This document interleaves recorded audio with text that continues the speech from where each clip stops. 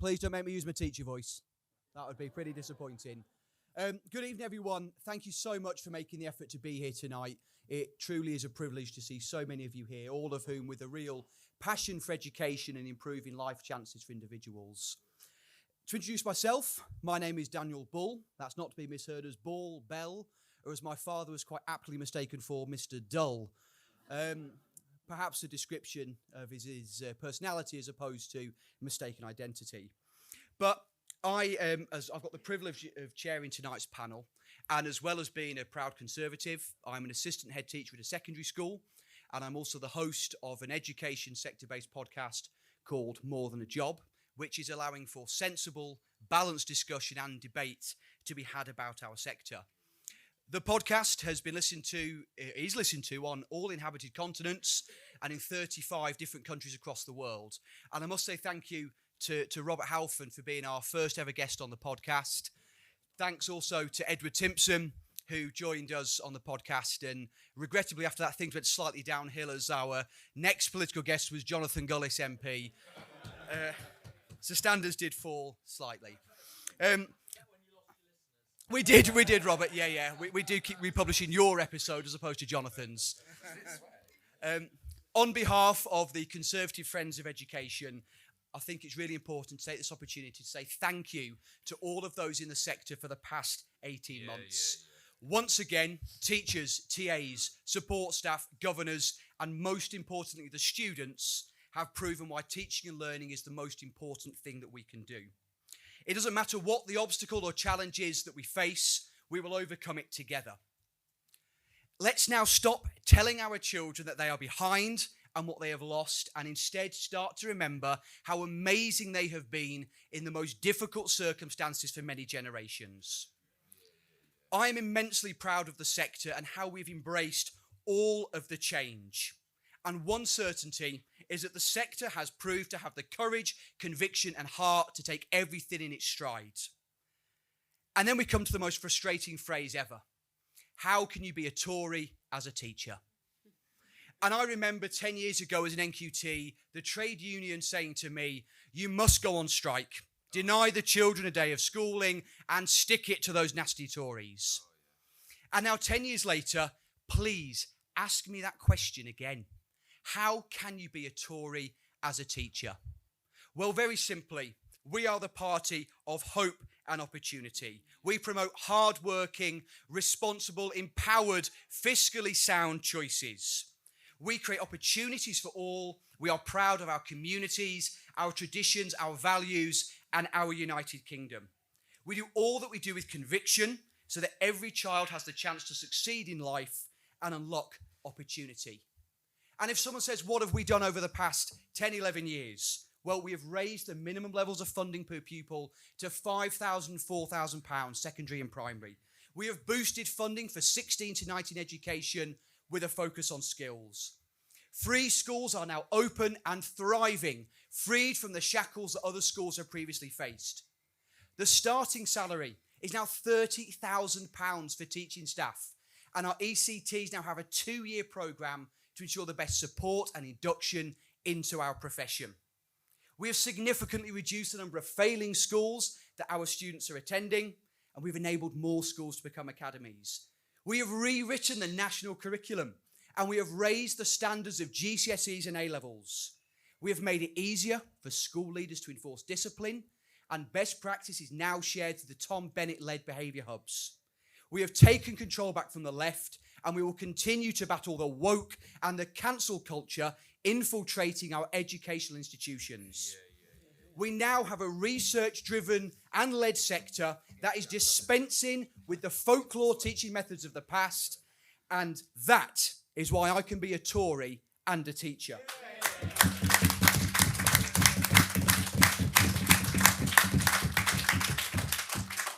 Now, let's introduce our panel and start this fantastic event. Can we please put our hands together for the Parliamentary Under-Secretary of State, the Minister for Skills, Alex Burghart MP.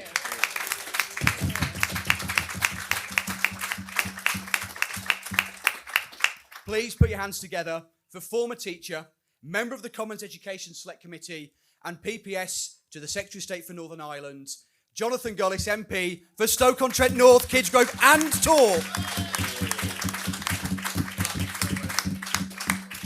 Again, please put your hands together for former head teacher and member of the International Development Committee, Brendan Clarke-Smith, MP.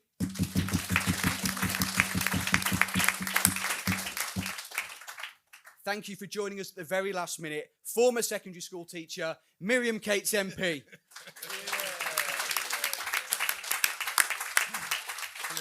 Already mentioned, an absolute champion for education, the chair of the Commons Education Select Committee, the Right Honourable Robert Halfon, MP.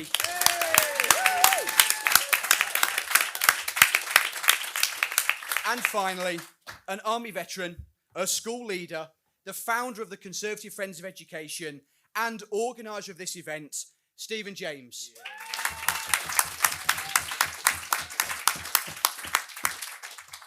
So we're going to start with a little bit of an icebreaker, a quick fire question, just to see how tired they are from the conference. And my first question, what is the best thing about the British educational system?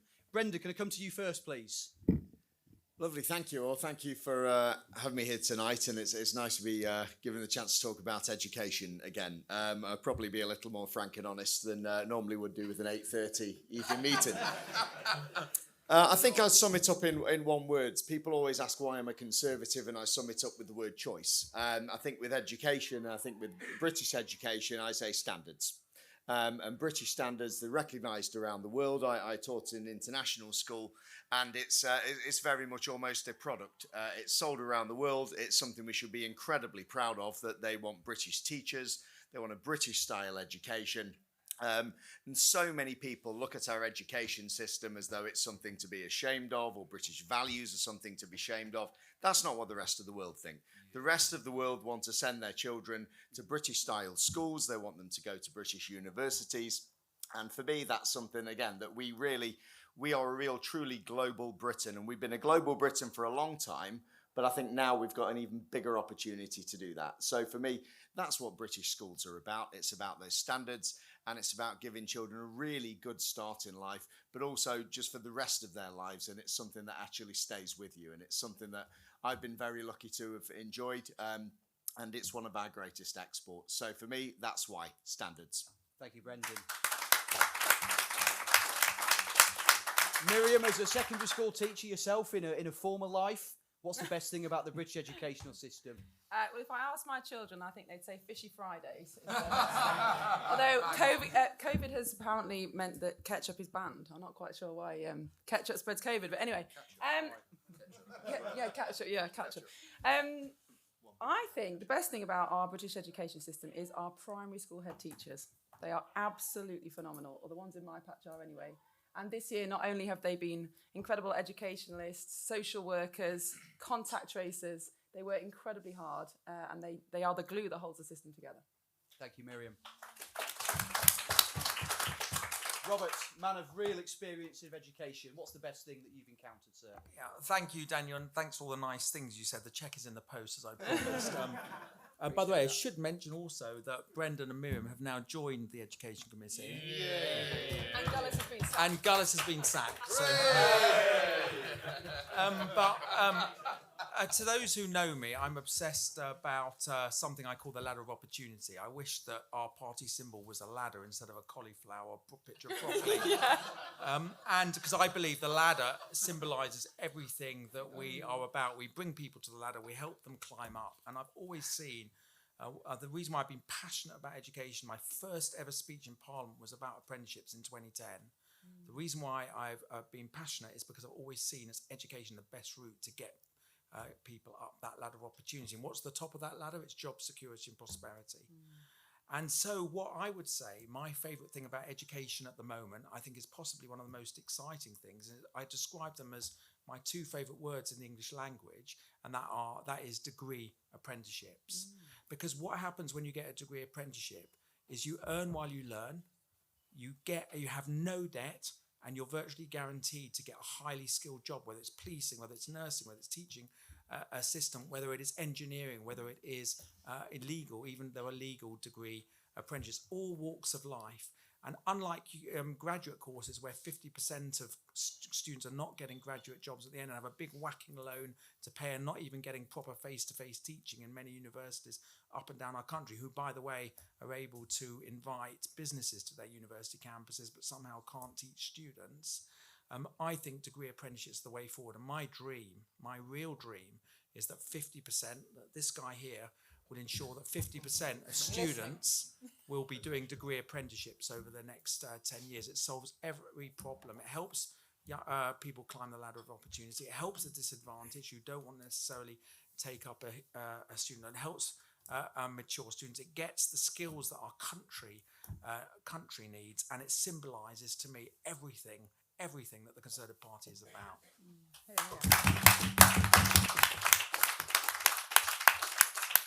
Alex, new to the job, what's the best thing about the British educational system? Well, look, all the sensible stuff's been said, so I will say cheeky British kids, because I was a teacher once. Like a teacher up in near Stratford-on-Avon, and I, like a lot of people, young teachers who look younger than the sixth form, I grew a pathetic little beard, and it was just sort of a little dash here and a little sort of point on the chin. And I walked into my first class with some surly 14-year-olds, and one of them sort of leaned back and went, "Oh, look, it's bloody Shakespeare." But you don't when you work in British and English schools, the personalities you deal with shape you and stay with you. And if you have the good fortune to become Minister for Skills, their voices echo in your head.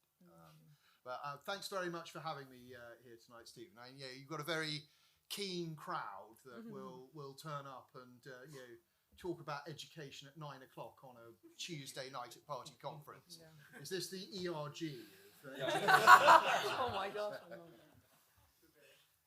Jonathan, over to you. You're chomping at the bit, aren't you? What's the best thing, mate? Well, it's bloody fantastic to be on the panel. I heard that we were meant to be on the main stage in the auditorium, but once the number 10 saw the panel list, we instantly got moved to the dead end. And sadly, you've all turned up, so it's fantastic, and hopefully it'll be filmed and shared around. Look, the British education system simply is the best in the world because we exported it when we had the fantastic British Empire, and obviously now the Commonwealth today. We spread that thing across the world, and obviously there's many countries that are benefiting from the system we have today. But if I would ask, my favourite thing is the diversity of choice within the system. Not fully there yet, and I'll be getting onto that in a second, but we have now academies, and hopefully we'll finally academise the entire system, and that's a challenge for the Department for Education. We obviously have grammar schools, which I'm desperate to see in Stoke-on-Trent, North Kids Go and Talk, and again, something else Alex, I'm sure, is looking forward to hearing me on. And we have, obviously, the private sector, which, let's not forget, private schools are fantastic in our local areas. They have 650,000 young people that would be otherwise in a state school system. It's parental choice. It's about giving kids the opportunity, and the new Secretary of State for Education has actually introduced a system when he was Minister for Children and Families that meant that some of the top boarding schools in our country were taking kids in care in the education system, guaranteed until the age of 18, which means that the kids who deserve the biggest step up onto that ladder of opportunities that Robert always talks about is being given by the very best of the private sector. We're not at Labour Party conference who want to, let's not forget, remove charitable status, which ultimately means private school becomes more exclusive because it becomes more expensive. It means scholarships will ultimately end because private schools will not be able to offer those, and it goes against the whole, and it will flood hundreds of thousands of kids into a state sector where we already have classrooms of 30, which we know is already too big. So, let's not forget, go woke and go broke.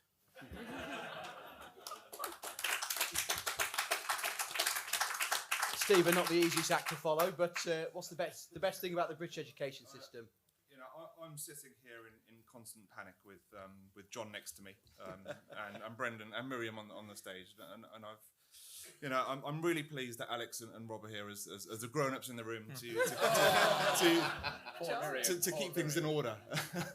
I think the best thing about the education system for me is innovation. We have got the ability to innovate at all levels, be it through academies, free schools, and that gives head teachers the power to follow their children's interests. So for me, that's the real benefit of our education system. Thank you very much, everyone. What a fantastic start to it. Alex, I'm going to come to you first for this question. Are schools delivering what employers want? Well, look, one of the messages I've come to take to conference is what we're going to do with our skills revolution. And this is a really big moment in government for the Conservatives because, as Rob has said brilliantly, we've got some fantastic programmes, particularly the degree apprenticeship. But this is the moment when skills should get its opportunity, because for too long we've divided the world up into the academic and the vocational routes. Let's not think about it like that anymore. Let's think about skills. Let's think about skills all the way through life. Let's think about giving everybody the opportunity they need to get to the next level when it's right for them. But also, and this is the absolutely crucial thing, let's think about how we build a responsive system so that the courses we're providing in FE and adult education reflect the needs of business and industry on the ground. And when you square that circle, when you recognise the needs of the individual, the needs of industry, and the needs of providers, that's when you start to build a skills system which gets the economy going by helping people fulfil their ambitions and their dreams. We are the party of opportunity. We are the party of workers. We are the party of skills, and we are the party of business. Only the Conservative Party can deliver this. Hear, hear. Alex, at risk of ruining any future policy announcements, any ideas on how we can start to do that? What's in the mind at the moment? So in the Skills Bill, which is currently going through the Lords and will be coming to the Commons soon, what we're doing is we're giving local areas the power and the authority to start talking with business and then reflecting that learning to education providers and working with the department so that we have a properly joined up system for the first time. And like yesterday I was out in Salford, in Media City, absolutely brilliant centre of innovation where I saw people of all ages doing a digital boot camp, working on cybersecurity, an intense 16-week course with a guaranteed interview at the end of it, which led into a job in one of the businesses in Media City. Absolutely helping young people, middle-aged people rebuilding their careers, get a job in a sector that was fueling economic growth in their city. Really inspiring stuff. Thank you. Robert, I'll take the hand over to you. There is great work going on, as Alex has described, especially in terms of T-levels and employers. But I believe that we will never build an apprenticeship and skills nation unless we transform careers advice in our country, and also unless we embed careers in the curriculum. So when you learn maths, you'll also learn how it gives you a good career, and that we start making sure that part of the curriculum enables students right from primary school all the way through to secondary school to do work experience as well. I believe that the curriculum should be much better at preparing pupils and students for the world of work, and every student in secondary school should do a significant amount of work experience, because all the evidence shows that it increases standards and it increases their chances of getting a job. At the moment, often careers advice is literally organisations going into school once a year where you have a stereotypical woman doing as a nurse and a man with an engineer's hat on, which not only perpetuates stereotypes, because we need more women to do STEM subjects, but it doesn't do actually very much to help people with careers. And what I would like to see more than anything, there is something with, when I was skills minister, I brought in something called the Baker Clause, named after Kenneth Baker.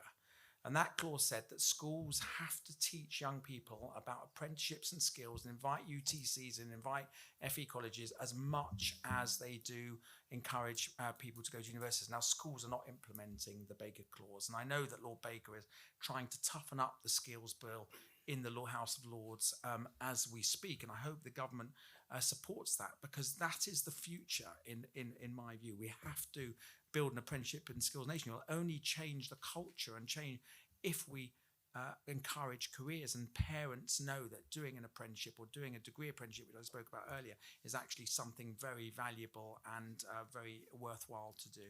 Thanks, Robert. Brendan, can I bring you in? Yeah, thank you. I mean, I said exactly the same thing as what Rob said effectively the other day about this, and I think there's a bit of a problem really. I mean, when I went to school, my friends, I look at it, I was the first in my family to go to university, and I studied politics, which has been no use to me whatsoever in my career. And a lot of my friends left at 16, and they were builders, they were plumbers, they were like electricians and so on. And by their early 20s, you know, they'd established themselves in their career. They'd bought a house before the market went up. And I think we were part of that Blair generation where they wanted, 50% plus of people to go to university and then didn't have a clue what to do with it afterwards. And the careers advice was not there. And admittedly, I'd have been a pretty useless plumber, which so there was no problem there. But I look at T-levels and what we're doing now, and it's about bringing that prestige back to engineering and STEM subjects and so on. And there's this almost kind of snobbery about that university is the be-all and end-all, and you have to do it through a certain route rather than you can do it with your employer. It's something you can do gradually, and we're always in such a rush in this country as well. You must finish your qualification at this age. You must finish your degree at 2021. You know, I was in Scandinavia for quite a long time, and they spend a long time with their studies. They do gap years, they do years working with employers, and they go back to things. So I think there are things that we can learn, I think, with that in terms of skills. I maybe didn't follow all the advice. You know, I was told that I would need my national record of achievement, and I have to take that with me throughout careers. Yeah, yeah. I got the smell of the plastic still there. But and I visited one of my schools last week, and they're introducing the T-levels. They're doing digital, and they're really super keen about it. And there's always this kind of almost a stigma about BTECs and so on. It's like, oh, you can't do A-levels, and it's just a change of mindset and a change of attitude. And we're talking a lot about net zero and the green jobs thing and so on, and really this kind of more technical side of things. It's just as valuable, if not more valuable. So I think we need to get that back into the system. It's not that, you're either academic or you're not. It's very much something we need to value. And I think we've actually started to finally grasp that. And that's why I find it quite exciting what we're doing at the moment. So I think we've got the right idea about it. It's just getting those links with employers. And actually, schools can be very conservative with a small c, as we know, and actually getting that expertise and showing how to make those links. Thank you very much. I'm going to move us on now, and at risk of sounding too much like a teacher, I'm going to give them the question in advance, give them a little bit of think time. My next question is going to be Educational Room 101. What would you consign to oblivion if Room 101? Now, of course, there is a risk of copyright infringement, so please, whoever the publishers are of 1984, please don't come after me. But Room 101, if you could consign something to oblivion, what would it be, and what's your reasons? I'm going to start with Jonathan Gullis. So, there's a multitude of things, but Just one, please. Oh, sorry, but there we go. The first, when I did my PGCE, this idea of interactive learning, where we send kids around a flipping classroom to look at a poster on the wall, and somehow we convinced ourselves, they'll definitely understand that. No, what the little kid did was take their paper up, copy the damn thing off the wall, sat there and said, what are you going to do about it? Because they can't do anything about it. So this idea of searches around the classroom, which basically is a 10-minute chat session for everyone to catch up about what happened at break time and who's dating who, and is an absolute disgrace and a joke. Desks in rows, kids sat down is absolutely what should happen. And the idea of word searches and God knows what the rubbish that probably the liberal intelligentsia Rob loves is something I wouldn't personally like.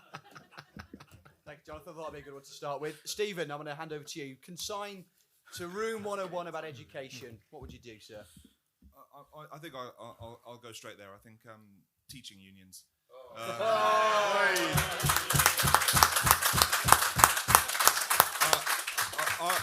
I truly believe that their behaviour over lockdown was atrocious, and I think it embarrassed our profession. Yeah. It really did. We needed to get children back into classrooms as quickly as possible and as safely as possible. And the unions sitting there saying, no, it's not safe. I don't know what degrees they have in medicine, but clearly they know more than our own chief medical officer. And so they need to be gone. And I think our profession, it needs a voice. It needs a voice which is not tainted in a political ideology. It needs something which is evidence-based. It needs something which is going to speak for the profession in a balanced way. Thank you, Stephen. Miriam, could I come to you, please? Room 101, what's going to be consigned to oblivion? It's got to be parents.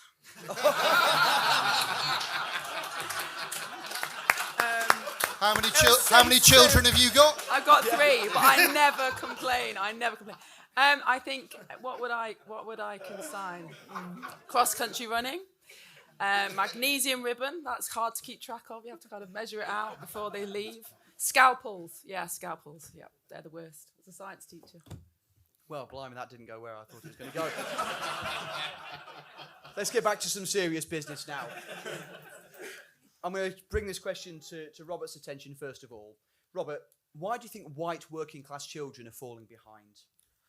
Well, this is an incredibly important question, but also incredibly depressing. And we, as a committee, and Jonathan was part of this, I would consign him to Room 101, by the way, if I'd been asked that question.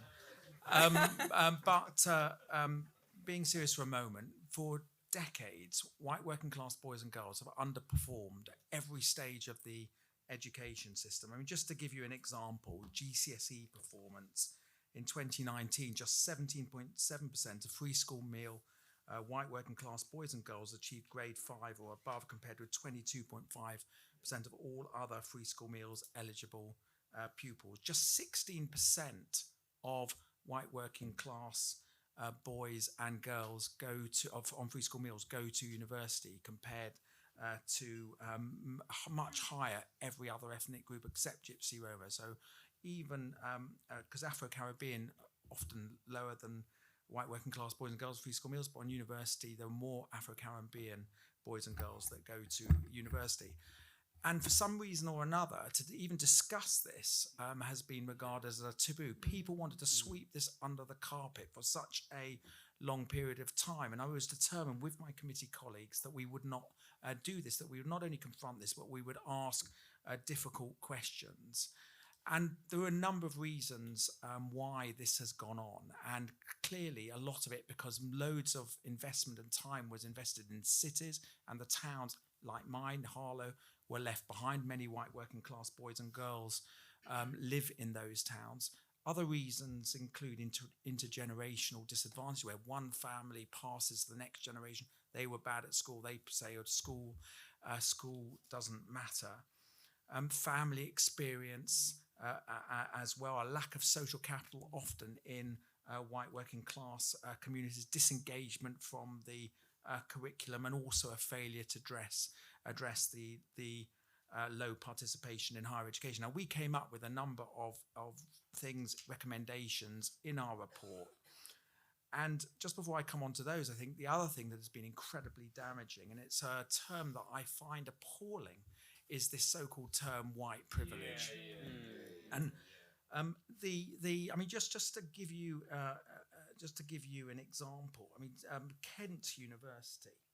If I just click on here, 1 second, if I can just quote this to you: all students at the University of Kent must take a diversity course which suggests that wearing second-hand clothes and using swear words can be examples of white privilege. Now, this is not on Jonathan Gullis' website yet, but it is in the Times newspaper. And it isn't just one university, it's Bernardo's giving a guide to parents that they are part of white privilege. It is councils, it's used in training, teacher training toolkits. Now, I believe that this term is fundamentally wrong for a number of reasons, and is actually very serious. First of all, it implies collective guilt when it should be individuals who are responsible for acts of racism. Secondly, it's patently untrue, because we know, as I've quoted you some statistics, that white working class boys and girls on free school meals underperform compared to every other ethnic group except Gypsy and Roma and some Afro-Caribbean. And third of all, it perpetuates disengagement from white working class communities. Because if you're a white working class single parent in my constituency, living in poor quality accommodation, struggling to hold your head above water, trying to do the best for your kid, and you're told that you are white privileged, all that does is perpetuate some of the things that I mentioned to you. And we have got to really do everything we can to stop this word and get it out of the education system, because I think it is incredibly damaging. And we got hell on our heads when we published this report, which had this recommendation in it, because the media just could not understand why we thought that the using the term white privileged white privilege was wrong. But it isn't just that. We do need much more. We need to support family hubs in every town. That's a very conservative thing. Miriam's been brilliant on this. Fiona Bruce, another colleague, has campaigned on this continuously, so that we can have early intervention, because we know that a lot of this starts early on. And if family hubs, proper mentoring, proper support, not just Sure Start centres, they're much bigger than that. That makes a huge difference, and that will help. We had Feltham Academy come to our committee, and they do outreach, parental engagement. They go to parental homes. They work out those families who are struggling, and make a huge difference. I'd like to see much more vocational element in the EBAC. Design and technology has gone down by 57% over the past few years. Computer science down by 42%. I don't understand why the EBAC can't have design and technology in it, or computer science. It's got instead of geography and history. If people want to do geography and history, that's fine. But I believe there should be more vocational element. Robert, I'm going to stop you there and bring Alex in. It's got something you're clearly very, very passionate about, and it's very clear to see. So here.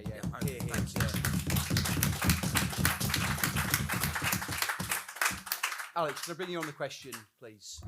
Yeah, absolutely. And I really commend Rob's work and the work of his committee in looking at this issue. And I remember first coming across this data in 2008 when I just started out as a researcher for the party, and just being shocked that this was happening and wasn't being taken seriously. And all credit to Rob and his committee for doing just that.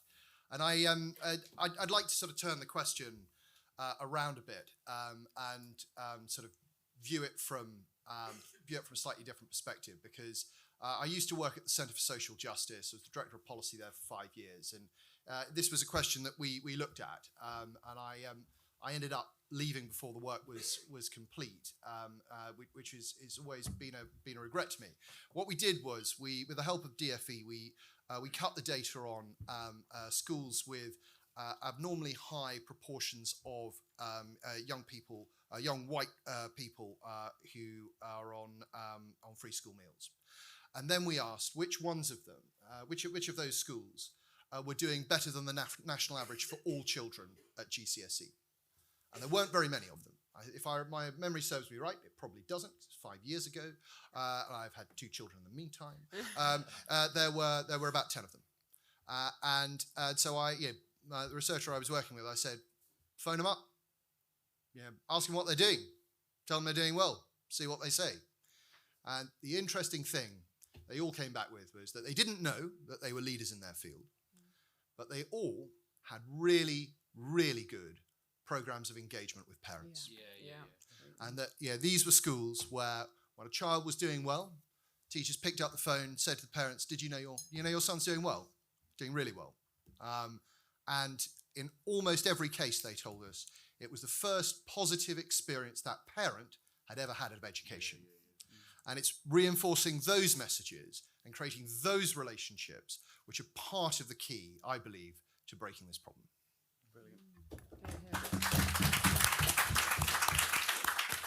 Miriam, can I bring you in on the question, please? Yeah, sure. I just want to pick up on what Rob was saying about family, really, because schools are great and they have a lot of responsibility and a lot of work to do, but actually, ultimately, this is an issue of family. Schools are not there to replace the family. You want to abolish parents? Yeah, well, that was slightly tongue-in-cheek. I want to abolish parents who complain frequently. It's slightly different. The answer to this is family. It's family stability. It's the fact that in certain communities, family life has become so difficult, so chaotic, so stretched financially, that actually taking an interest in a child's education, unfortunately goes to the bottom of the pile. And that's not something we should necessarily blame parents for, but it is the reality. And I think, unfortunately, governments of all persuasions in this country over recent decades have made family life more difficult, more expensive, and we've relegated parenting to childcare. And I think parenting is a heck of a lot more than childcare. It's about passing on your values. It's about passing on your virtues. I mean, it's a fundamentally conservative thing. And parenting is not just about the nuclear family. It's actually a job for the whole of society. If you parent well, that's probably the most significant contribution you can make to the whole of society for the whole of your life. And yet we have completely forgotten about it. We have pushed all parents into the workplace for the sake of GDP and forgotten that somebody has to do the job of passing on those values and virtues. And the lower down the social and the economic pile you get, the harder it is to invest in your children. If you're a single mum working 2 or 3 jobs on minimum wage, how do you help your child with their homework? It's impossible. And I think that's the truth of this. So yes, schools have got work to do and you know, of course they should be engaging in this space. But actually, this is where we need family policy to step in. And as Conservatives, we shouldn't be afraid of talking about that. And I think there's a number of things we can do. Families are taxed at a much greater rate in this country than in other countries because we have individual taxation rather than family or household taxation.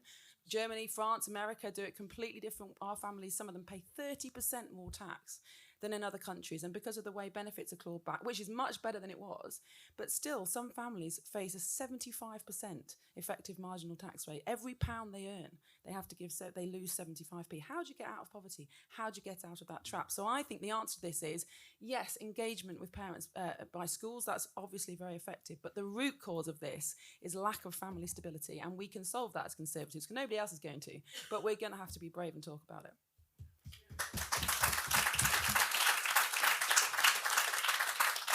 Jonathan, I'm going to very briefly being the operative word, come to you, sir. Yeah, no, well, look, I was really proud to be part of the committee that got this report, and it wasn't the hell just when we reported it and we got the crap in our inbox. It was trying to get it past the Labour members on the committee who wanted to argue the toss. But the term white privilege very quickly is an extremist term. It should be reported to prevent, because it is an extremist ideology and it's racist to actually suggest that everyone who's white somehow is riddled with white privilege.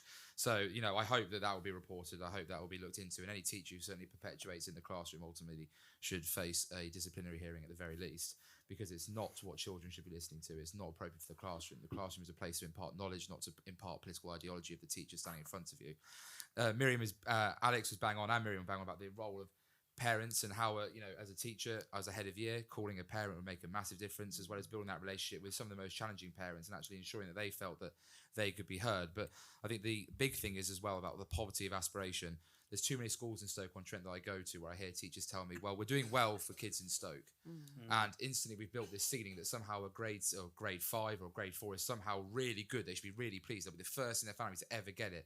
Why we are not aspiring for a grade 9 from those kids? The moment you put a ceiling in front of a child, they'll assume that's the target to aim for. And when you try and get them behind after school to go, no, now you need to go for a grade 7, they go, no, you told me my target grade was a grade 5. That's why I'm on. I don't need to bother about the grade 7. So that poverty of aspiration, the target grade system is not fit for purpose. It's based on the Fisher Family Trust model that was meant to advise schools on the perfect base scenario if you're working with that kid and the kid's development was fine. It does not take into account in secondary school puberty, the impact of friendship groups, the impact of potentially family breakup, which Miriam talks about. So therefore, target grades, as we use them, is an outdated model for the government to use as a benchmark for schools and the way to track progress with the classroom. Thank you, Jonathan.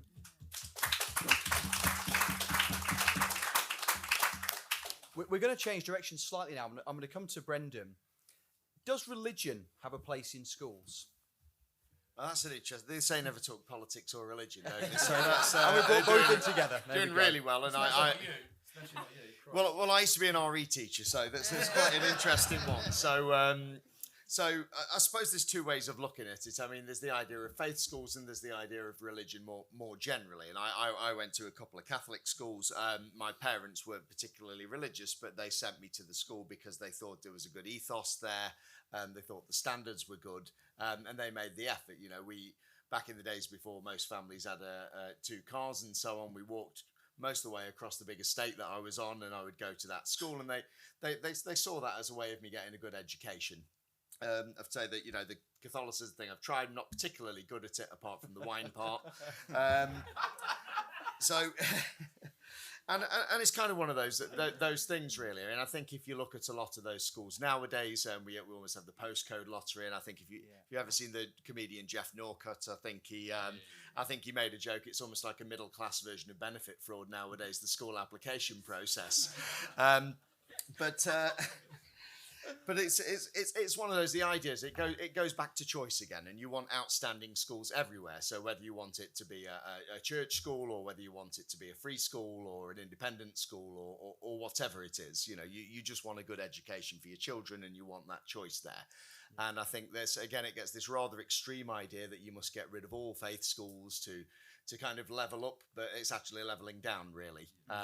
You're wiping away something that's very successful, and there's not really any point to doing that. There's no demand for that. So I think it needs to be looked at as part of the mix. And I look at myself as an RE teacher. I remember, RE in schools was a declining subject. I think after many world events, they brought it in as supposedly compulsory, but then schools would look at it and it's like, well, the kids don't like doing it, and the target grades may go down, and it was almost shoveled into kind of citizenship, a very kind of token effort of doing the subject. And I mean, for me, really, I mean, I was explaining to the kids, it's not about being religious. It's about having a rounded philosophical, and it is philosophy and ethics effectively in schools.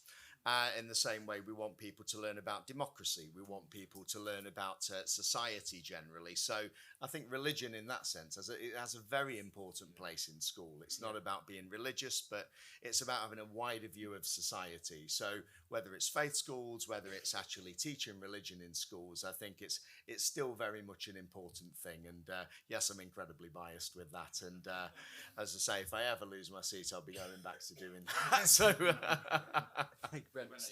Stephen, can I ask you the same question? Does religion have a place in schools? Yeah, I think it absolutely does. Both my daughters went to a Church of England primary school to start off with. My eldest has now left, and she's now in a grammar school, which is not religious. And for both of those schools are absolutely brilliant for different reasons. I think Brendan's already touched on it pretty much, but it's all about the values and the ethos that these religions bring in. I'm not going to sit and say that a Church of England primary school is better than any other religious primary school, but it's all about those values and ethos. And one of the ones that really comes across with both my daughters is that idea of love and respect. And they come home and they will tell me stories. We don't go to church every Sunday. We're not particularly religious family, but they will tell me stories that they've learned through the Bible, through their studies, through their assemblies, that have stayed with them. And I think that's hugely important, because I'm not able to offer, I suppose, that kind of nurture and that kind of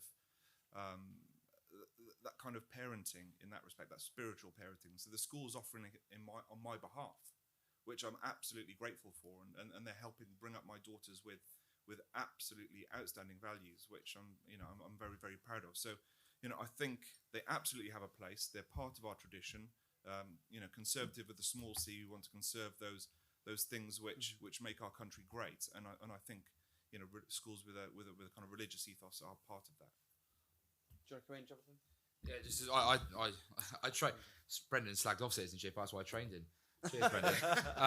I taught RE. Look, and I suppose, Daniel, I just need to make sure my partner will probably maybe watching or want to find out. But she's the head of RE. So if I don't say about how important RE is, I won't be sleeping in the same bed as her. So I want to make sure that I'm not kicked out on the sofa. So look, RE is so important at the end of the day. It's about challenging different viewpoints, particularly looking at something like Stoke-on-Trent. We do have, unfortunately, a far right, or white Eastern European far right, particularly in the city, that's perpetuated into other parts of the culture. We also have Islamic extremism in the city as well. The Fishmonger Hall attacker, well, scumbag, to be quite frank. That's I should put the honesty about it. He's from Tunstall in my constituency. There is a large amount of extremism that's been perpetuated there. So if we don't have schools pushing RE education, actually challenging the fake news that's essentially about these religions, understanding that jihad is not the term that is described in the media and does not mean to kill, is in defense of religion. What the actual terms of engagement are would be that you can't harm women, children, other religious buildings, other people of other religions. It's about defense, not attack. if we don't have that kind of thing educated, then ultimately we're going to lead to a divided society. Education has a really important place, and RE therefore has that core part of the curriculum, and it's right that it has its place. And I do wish more schools would take it more seriously in their curriculum. Robert, I'm going to briefly come to you, sir, before we move on. Yeah, just on the why, I'm a huge supporter of faith schools. I just want to make a wider point about Ofsted, because I sometimes think that Ofsted have got a kind of mini war on faith schools, and they gold plate government guidance to give faith schools a hard time. And part of the reason it's the easy case, because they can show, it's a bit like police officers who go after minor parking offences, so they can tick boxes. It's the same thing that Ofsted do that. They go after these faith schools who may be gold plating the government guidance because it's the easy case. And if you look at the way during the lockdown, I described Ofsted as behaving like the hedgehog in the back of my garden, sort of semi-hibernating. They did very little during lockdown, whereas the Children's Commissioner then stuck her neck out and campaigned for children, campaigned for the schools to be open. Ofsted did, in my view, very little. But the one thing that did come out was that they were cracking down yet again on some infringement that they felt that faith schools had. And I feel that they have a very secular agenda, and we've raised this in committee. I've raised this with the chair of Ofsted, and it's got to stop, because faith schools are the jewel in the crown, and we should be supporting them. They are, of course, there are some examples of extremist faith schools, and they've got to be dealt with, but they are a minority of schools, not the majority. And the impression that Ofsted gives, as I say, is that it doesn't value faith schools or appreciate the value they bring to our education system. Thanks, Robert. I'm going to move us on now, guys. Again, such fantastic passion and insight into that question. This is going away from education now, just a general point. What's the greatest piece of advice that you've ever been given? Alex, I'll come to you first. Sorry to not give you much thinking time. Get off the wall. I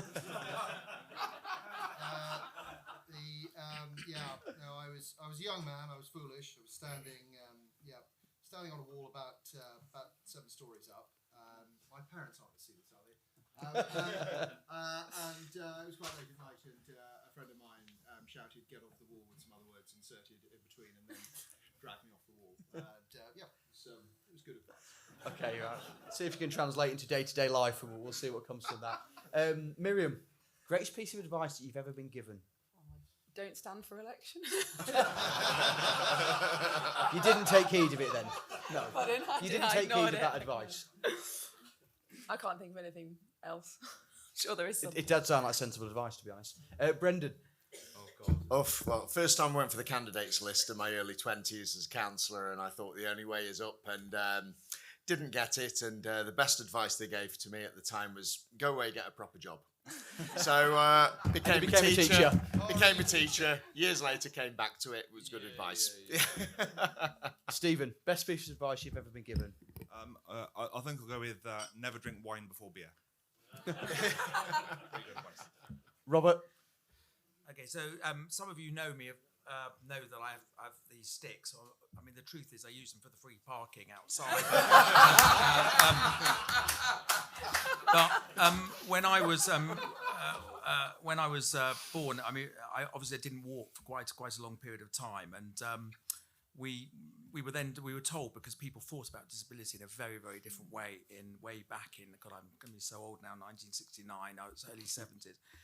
And I was told that I wouldn't be able to do anything with my life, and that actually I should have to go to special school. Fortunately, my father found an incredible professor at Great Ormond Street Hospital, and this physio there used to recite to me non-stop, because I used to get up and fall down, but she would say, good, and it sounds all sort of like a nursery rhyme, but it was a nursery rhyme for a 7-year-old trying to walk.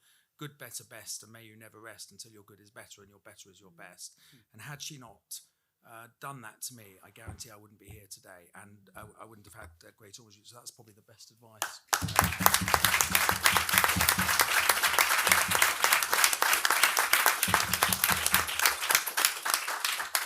Normally it's hard to follow you, Jonathan, but to follow that, sir. I know, I'm fucked, aren't I? Oh, sorry, I said I wasn't going to swear. Put a tenner in the jar, come on.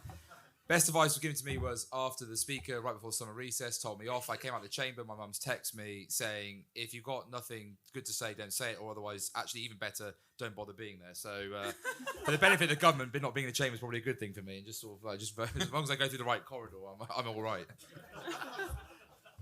And just so we can ensure we get a bit more airtime of yourself, Jonathan, how can we stop cancel culture in our schools? You've got 5 minutes only.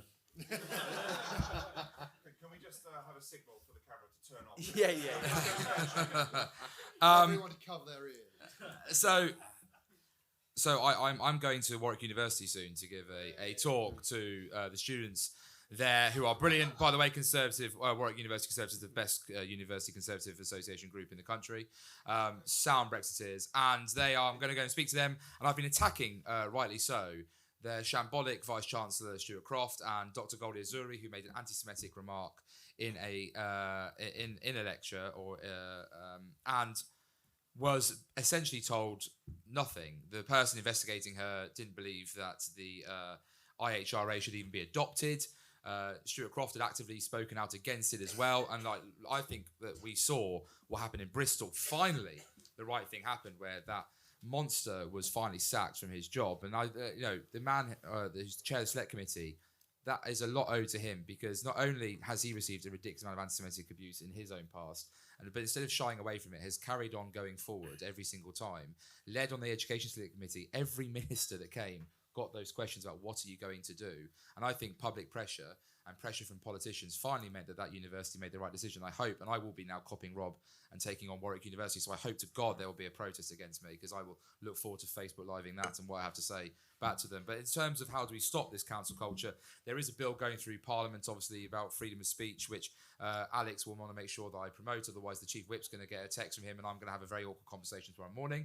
So please make, that bill is a really important piece of legislation that is going through, and it's a landmark piece of legislation. But isn't it tragic we got to the stage where we had to introduce a law to allow university lecturers and university students to feel safe to promote conservative values, pro-Brexit values, pro-United Kingdom values? It is absolutely absurd that we live in a country where we have got to that stage. But what terrifies me more is this ridiculous council culture idea is now trickling in to secondary schools as well. When I did a PGCE at the IOE, which God forbid was the most lefty institution going, and when I was asked to go back for some reason to go talk to their graduates who were horrified to see I existed, when they went to the live Q&A after about my journey from being a teacher to a Tory, the first question I got was, what's your views on pronouns? And I thought, what the hell are you doing?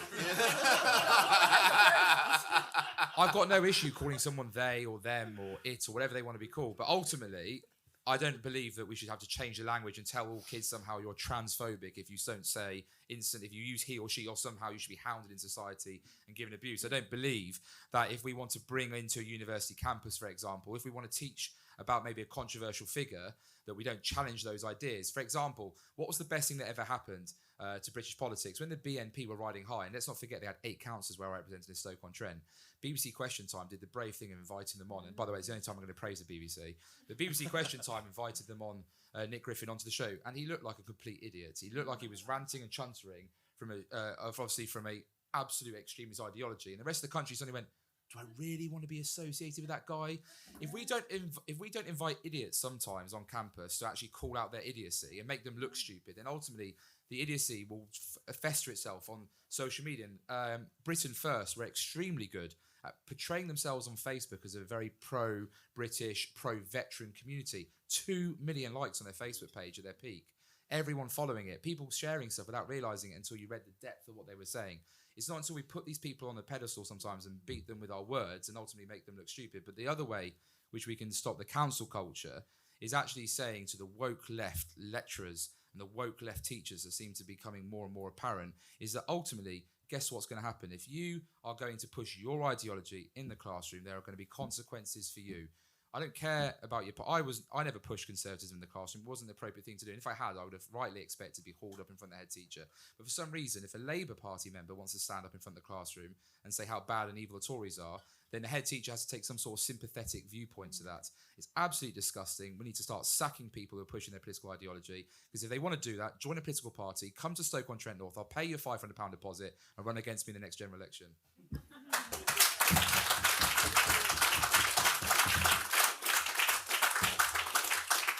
Jonathan, you did say that some of these campuses are inviting idiots, and you've just been invited to Warwick University. Any connection? Warwick University is very accepting. Right, okay then. Brendan, I'm going to come to you, sir. It's about grown-up debate, isn't it? And you look at our conference, and isn't it wonderful that we can actually have debates on real subjects as grown-ups? And you look at what happened with the Labour Party last week, all the ideas about tax, all the ideas about anything else. No one remembers that. They remember an argument about whether someone has a cervix or not. And this is just nonsense. And it's kind of drawing this out. And I mean, I think I may have commented on it on Twitter at the time. And I suddenly have gone from this point of being sort of this awful populist person on the right to suddenly being sort of champion of the feminist movement and the next Jermaine Greer overnight. So it's a similar thing in schools. I mean, kids aren't stupid. Kids actually realise when they're having views pushed on them. And the best thing you can do, if they are getting this woke nonsense pushed on them, kids rebel against whatever the teachers tell them to do. So there is some light at the end of the tunnel, that if the kids are hearing that, the chances are they're going to do the opposite thing and they're all going to vote Conservative when they turn 18. So, again, most teachers I think we've worked out are nothing but absolute professionals in the job. Some keep their political views. You never know what their political views are. Others are very open about their political views, which is something as well I don't have a problem with, so long as you actually present the opposite argument and you can have a great discussion in class about it. And I'm sure Jonathan's done. I've done it in citizenship. Yeah. My sixth form's had a great laugh about my European election campaign and so on, and we chatted about it. But it's about being open. It's about having a grown-up discussion again. Yeah. And as I say, I mean, free speech is the whole basis of that. And that's where, going back to the debate about religion and citizenship and so on, that's why it's so important, because we need to equip people with these skills to actually question things for themselves. So if you can question things yourself, I think the problem will actually sort itself out in our schools. And this does segue nicely. I'm going to come to you, Miriam. Freedom of speech is potentially being eroded in our universities. How can we stop it? Cool. Well, I mean, in some ways, like you say, this is a very similar question to the previous one. So my minister-friendly answer is that the Academics Freedoms Bill is a really good bill that's going through Parliament, and I think it's very, very important to legislate to protect particularly academics who are presenting gender-critical views. They need to be protected. It's a really good move in the right direction, so fully support that. But I think, we really need to get to the heart of the issue here, and I think we've got confused between abuse and offence. Obviously, it's wrong to personally abuse people. It's I'm not saying it should be illegal, but it's certainly socially unacceptable. Mm-hmm. Offence is something entirely different, and actually, in a healthy society, we should be free to say things that offend people. And actually, if you look back through history, there have been some pretty effective, offensive people like Martin Luther, Jesus, Emmeline Pankhurst, people who've expressed views that at the time were offensive to the norm, but over time were weighed up and found to be the right way forward, and society changed as a result. And I think there's this misguided, possibly well-intentioned, but misguided view that we need to protect our young people from emotional harm that they may feel if they come across views they're offended by. And the root of that is actually in the whole identity politics debate, because if your identity is just based on what you feel, then it's quite understandable that you might be offended when someone threatens what you feel, which is your entire identity. Whereas as Conservatives, we believe that your identity is as much based on external and inherent factors like your nationality, your relationships with those around you, your role in society, your responsibilities as well as your rights, as much as your personal preferences, then actually you are inherently much more secure and able to face down offensive views. And again, this starts very much at the beginning of life in the family. Are we overprotecting our children? Is the message, you can do anything you want, actually, has it borne fruit to kids? No, it hasn't. We need to be teaching the virtues, perseverance, character. Those are the things that make people resilient, so that when they come across views that offend them, they actually make the right response teacher's perfect response is they reflect and they think, actually, am I wrong? In which case I need to change my mind. Or does this reinforce to me the fact that I'm right? But either way, it's not threatening because I know who I am, because that's based in a security that is not just what I feel.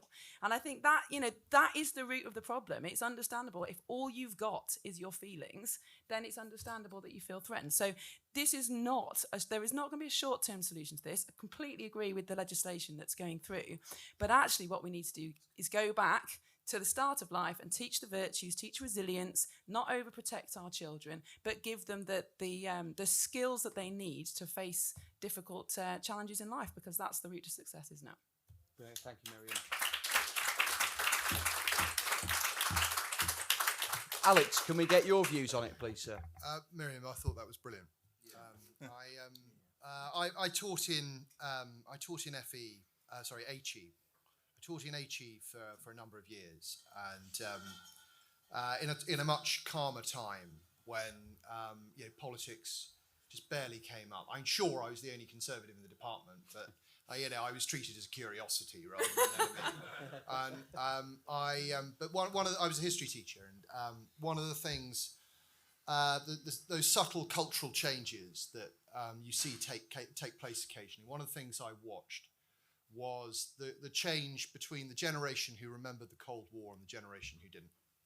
And at the time, it was just a tiny thing, sort of, having to teach people that there had been a divided Europe, that Germany had been divided, and that we had lived in a state of nuclear paranoia and things that had been forgotten. And one of the great and terrible things that I think has been forgotten is what it's like to live with a loss of liberty. And if we'd been here 30 years ago, it would have been one of the main subjects that everyone was talking about, certainly 35 years ago. That there was part of Europe where you couldn't say what you thought, where if you didn't toe the line taken by one group of people, you could end up in prison. You could end up losing everything, that your family might be at risk. And this was the great struggle of the time, and we won. But time has gone by, and in the peace of victory, we have grown fat.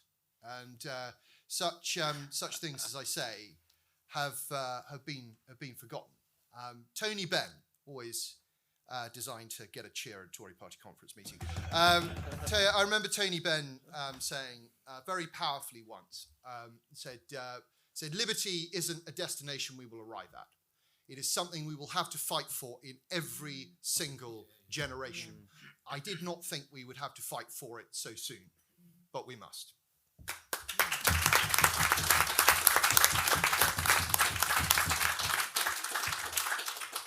We've got one more serious question coming up, but before we do that, after this event, it's been a hard slog over the past 3 or 4 days, and I'm sure there'll be plenty of people in here willing to buy you all a drink at the bar afterwards.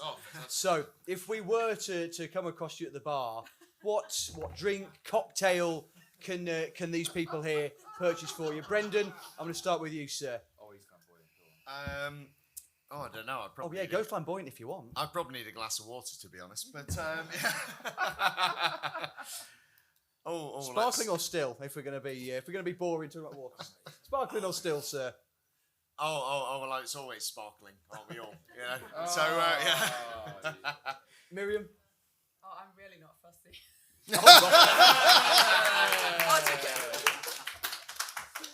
Robert. Oh, it has to be a Bloody Mary, and I'll say very modestly that I make the world's best because horseradish, Worcestershire sauce, lime, not lemon, a bit of sherry as well as a treble vodka takes away the bite. The Tabasco, of course, shaken and stirred, and for those who like it, it's an incredible drink. And a stick of celery. Oh, and a celery. You can't. Yeah, how could I forget the celery? I hope someone's made a note of that because that's quite a complex order. Alex, what can we buy for you, sir? Cider and not your fizzy nonsense. Oi! Mr. Gullis. I'm true to brand. It's only Stoke-on-Trent North's finest. It's going to be plum porter from Titanic Brewery.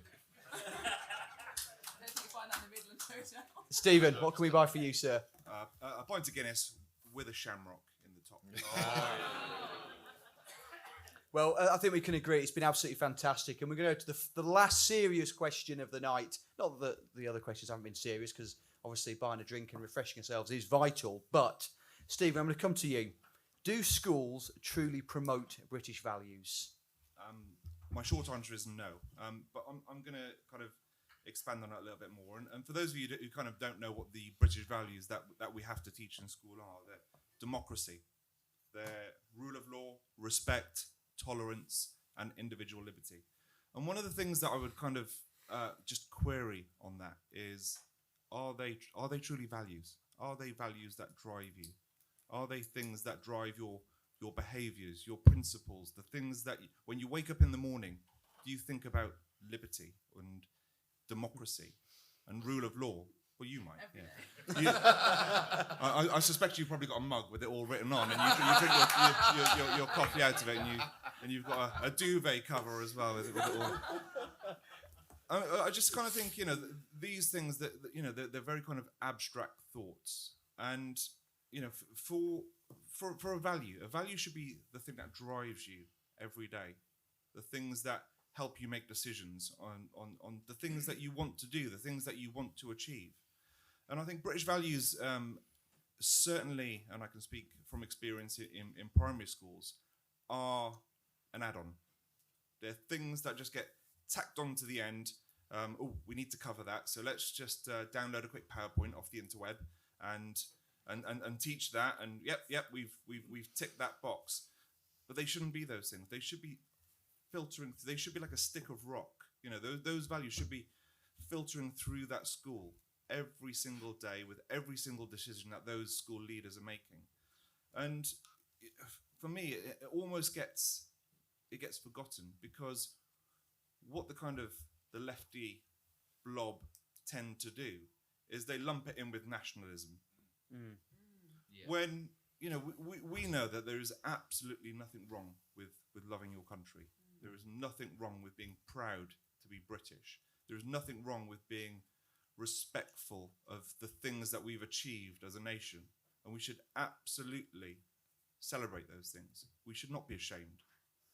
And this is what's happening, and you kind of see it in the we saw it last week in the Labour Party conference, where they were forced to sing Jerusalem, and they were handing out hymn sheets for people who don't know the words. And that's the kind of add-on, the tack-on that you get, which for me doesn't quite cut the mustard. What we need to pick are, what are those things that all of us in this room hold dear.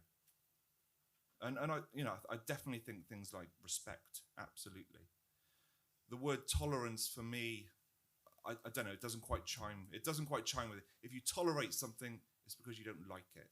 And if you don't like it, great. I prefer the word acceptance, and you accept things. So it's, how do we unpick all that? What do we feel as a nation? How do we develop those values? And they change. These values change. So we really need to unpick that, I think, and it's an important discussion that needs to be had. And I would advocate changing British values to something more robust than the ones we currently have. Thank you. If you open your bags, you'll see there's a hymn sheet of Jerusalem, and if we could all just now stand up, please, and we're gonna have a little Dan, sing. I don't think we would need a hymn sheet in this room. We all know it off by heart, surely. Start us off, Jonathan. Brendan, I'll come to you, sir. Do schools truly promote British values?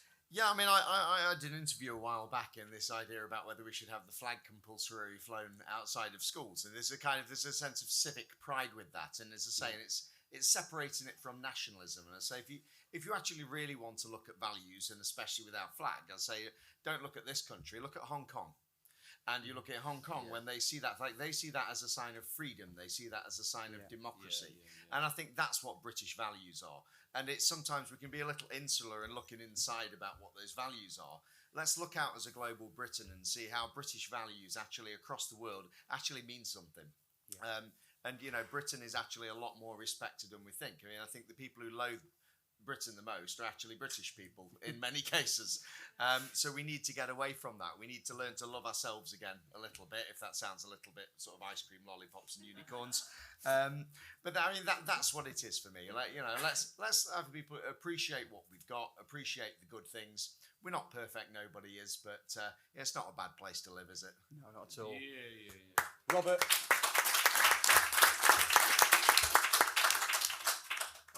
To me, the reason why I think this is the greatest country in the world with the greatest parliament in the world is I'm the son of a British immigrant who came to this country.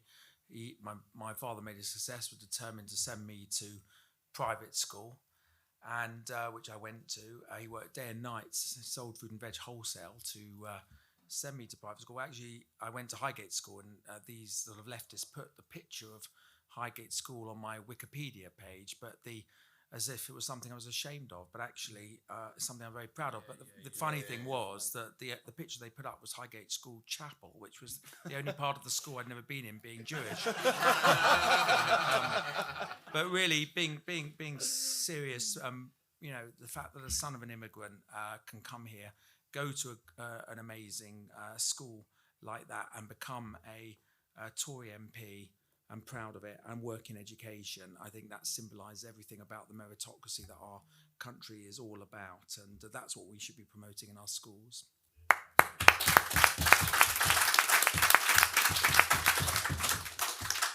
Jonathan. I Stephen, I think, was absolutely superb in what he said. It has, you know, it's a thing that the school look at, and we put a display board up in the hallway or in the classroom. We make sure we get some lessons, or when I taught citizenship, can you create some lessons, do an assembly, whatever it is. It's all tick box stuff. Unfortunately, it shouldn't have to be tick box stuff. And Stephen's bang on the money. It should just be part of the school. Brendan's correct, and he has my full support on that campaign. That of course we should have the flag flying every school. It's a sense of civic pride. Why do we not? And the pathetic protests in London, Christ, that place is chai latte drinking, avocado eating, wokery. But like to see that school be. No, my partner's vegetarian. I promise you. But you know, to see that protest from pupils raging against, and parents and teachers, and getting their students riled up because they decided to fly the flag, that is a really serious sign. And as Brendan rightly said, sadly, the Corbynista loony left despise this country so much that every time they're obsessed with this country either being institutionally racist or institutionally transphobic or institutionally that we've all got cervixes, whatever it may be. They're absolutely obsessed with this nonsense. And what should be happening with British values at the end of the day is we should be teaching kids the stories of people like Robert, and reminding them that when you come to this country, no matter who you are, if as long as you apply yourself, you work hard, the ladder opportunity in this country is available. I know Robert, and Robert's correct in saying that we want to make that ladder stronger. We want to add more rings to the ladder, absolutely. But ultimately, we have an NHS that you can access. We have a school system that keeps you in school to the age of 18. You can go to university without having to pay any tuition fees up front. We can get into the cost of living on a separate argument, but ultimately, you can go to university and pay that back. You've got colleges that are offering technical T levels now, BTEC qualifications, although obviously they're phasing in and out because the T level success, degree apprenticeships. There's so much opportunity in this country, and we should be proud to promote that. We should never be ashamed to be British. You know, we should never ever allow anyone to talk this country down, because ultimately, you know, if the empire, for example, was such a bad thing, why does the rest of the world continue to keep so much of the things that we imparted from it? Mm-hmm. The empire is a messy thing. There are, of course, dark parts of our history, but there were so many good things that we did that ultimately the rest of the world have continued with. So how can it be such a bad place to live and grow up in and be celebrated around the world? I mean, the Prime Minister reminds us, you know, for example, these unicorns, these big multi-billion, I'm looking at Alex, he might correct me, these big multi-billion pound companies that are starting up. There's only 3, I think, in the world that have like over 100, I think it was the Prime Minister said, and it's China, it's America, and it's the United Kingdom. That shows you just how successful this country is, and kids should be proud of that as well.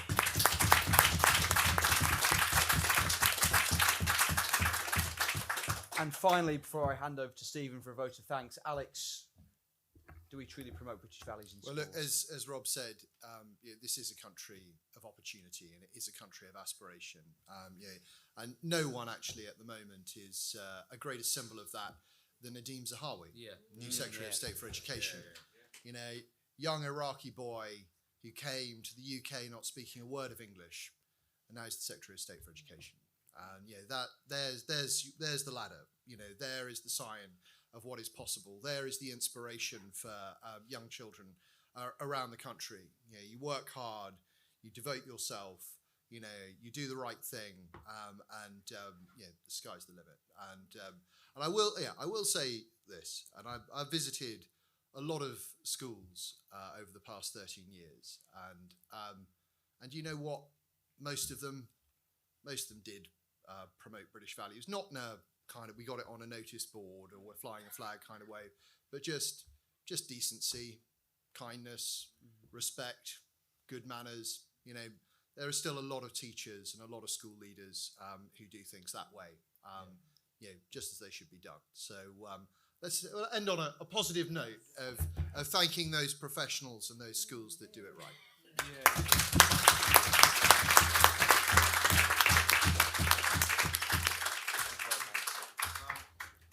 I just kind of want to kind of draw things to a close with a vote of thanks.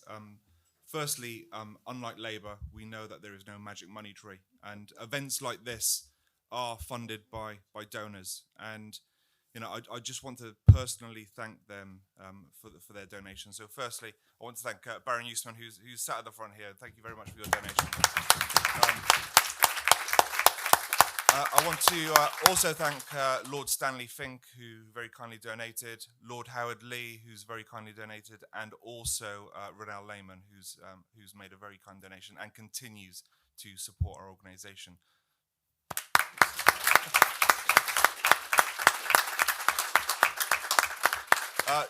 Just on that point, if there's anybody in here with a spare few quid, if you'd like to. Jonathan's reaching for his wallet. Oh, John. If you'd like to make a donation, please do. Oh, thank you. Contact us. The raffle tickets will be coming at the back. Can I just say quickly, because look, I was desperate when I was a teacher to find a group like this, right? There was nothing really out there that was pushing this, and Alex is bang on the money. It's the last night before conference ends, so you should all be shit-faced by now, but you're not. I know Brendan's about to get on it. We should be, you got... That's why I wanted water. There we go, that's why I wanted water. You've got the Conservative Party with 4 former teachers and a chair of the select committee who's got a fantastic backstory, who... Now professor, yes, sorry, indeed, yes. Now professor. And it's still liberal intelligentsia getting bigger. But a professor who is, a story is inspiring. And I just want to personally thank Stephen, because he approached me when the organisation first sort of started out, when I was a candidate, and said, what can we do? And I sort of shared my knowledge of what I was looking for in the past. And it's people like Stephen that don't necessarily get the credit. These Conservative Friends of Education takes ages to set up with CCHQ, making sure they're affiliated with the party, making sure that you don't get too many lunatics, or when you do, Brendan and I come as a pair. And ultimately, I really think the room should applaud Stephen, who I know's had a team behind him, and I know there's others he'd want to name, but Stephen has brought this group together, has made sure that the education is now at the forefront, that we have audiences packed out to hear us talk about education, and it's no longer a taboo for the Conservative Party to be the party of education.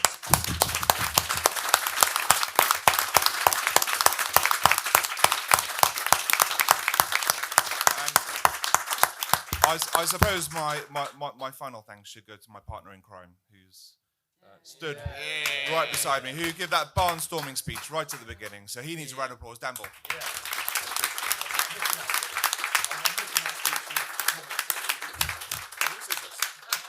There's nothing in that one, I promise you. Ladies and gentlemen, to draw things to a close, it's been an absolute pleasure.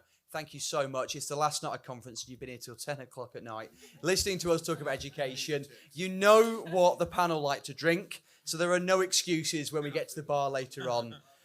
I hope you all have a fantastic evening. Thank you so very much. Ladies and gentlemen, your panel tonight.